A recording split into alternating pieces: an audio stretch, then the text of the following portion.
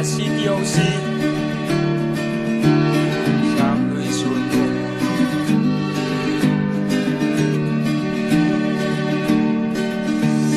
Lung min let clear nin na har Asoral tiang at lang aram Puntin reng an shing an sam Kom har bi an tan ka la Chutin ne lung nura dam nan Lung jim den du thu ka sama Ma sang na thu rin le Ngur pui an fam na Chu mun sa kai na tuk lau ram chu fan ka chak Le di ma se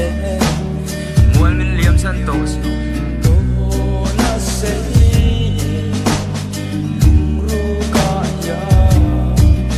Ma lai Lung tui Ka don sa mi Tra zai bin rel ti bir tri Tin lai an lai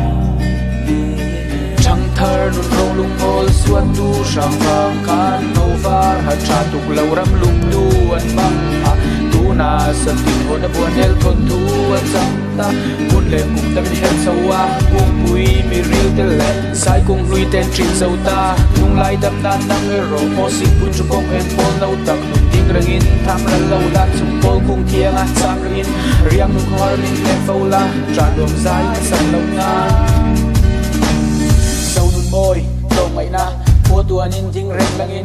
lung lai ru gad dam mana sing phul kot su ka kai ni in lung lau tui don buangin chutin ne kei pon parangin lau choi mana mau ro ya ngai toi tharnan nei ko in ka pezel don lung khua rei kheng pon